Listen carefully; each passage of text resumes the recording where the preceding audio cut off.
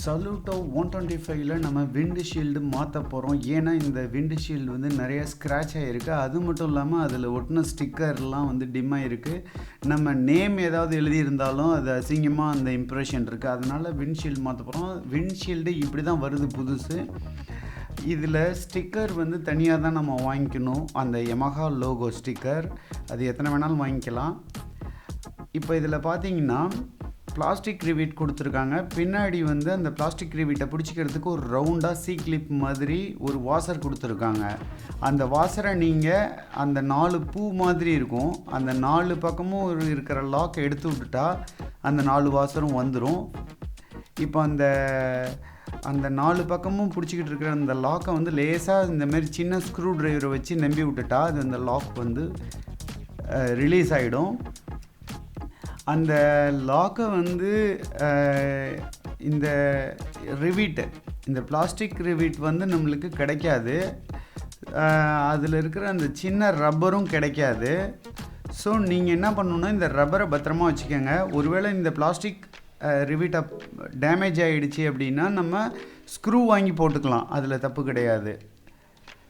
So நான் இந்த இதை ஜாக்கிரதையாக எடுத்துட்டேன். இந்த ரிவீட்டு, இந்த வாசர், இந்த ரப்பர் ரெண்டுத்தையுமே ஜாக்கிரதையாக எடுத்துட்டேன். இந்த 4மே முடிஞ்ச அளவுக்கு சேஃப்டியாக எடுக்க முடியும் கவனமாக எடுத்தால். இப்போ நம்ம அந்த விண்ட்ஷீல்டை எப்படி போடுறதுன்னு பார்க்கலாம். இப்போ நீங்கள் அந்த 4 வாசரையும் எடுத்ததுக்கப்புறமும் அந்த விண்ட்ஷீல்டு ஒரு லாக் இருக்கும், அதை நீங்கள் தூக்குனிங்கன்னா வந்துடும். இதுதான் அந்த பழைய விண்ட்ஷீல்டு.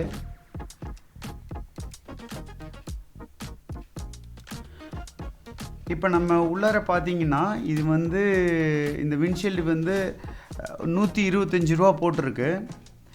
இது சில சமயம் கிடைக்காது, நீங்கள் ரெடியாக போய் கேட்டிங்கன்னா கிடைக்காது. நீங்கள் முன்னாடியே மாத்திரதா இருந்தால் ஆர்டர் போட்டு வாங்கிக்கணும். அவைலபிள் இருந்தால் கொடுப்பாங்க, இல்லாட்டி ஆர்டர் போட்டு தான் வரணும். ஏன்னா Saluto 125 வந்து டிஸ்கன்டினியூ பண்ண மாடல் தானே, அதனால் கிடைக்காது. விண்ட்ஷீல்டு நீங்கள் ஆர்டர் பண்ணி வாங்கிக்கலாம்.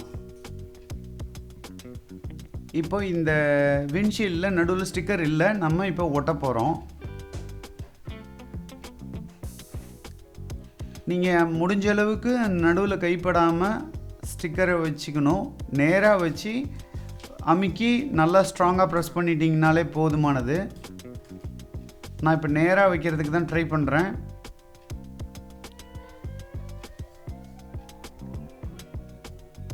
ஓகே, நான் இப்போ வந்து சரியாக வச்சிட்டேன். இப்போ லாங் ப்ரெஸ் பண்ணுறேன்.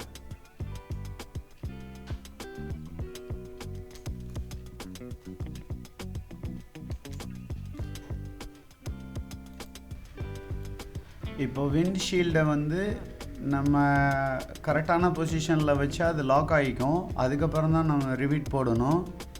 ரிவீட் அல்லது ஸ்க்ரூ போடலாம். என்கிட்ட இப்போ நம்ம பத்திரமா எடுத்து வச்சுருக்கறனால இந்த ரிவீட்டே நான் போடுறேன். அதுக்கு முன்னாடி அந்த ரிவீட்டை வந்து நான் கொஞ்சம் சமப்படுத்தி வச்சுருக்கேன். இப்போது இந்த ரிவீட்டு ப்ளஸ் ரப்பரை போட்டுட்டு தான் அந்த வாசர், லாக் வாசரை போடணும்.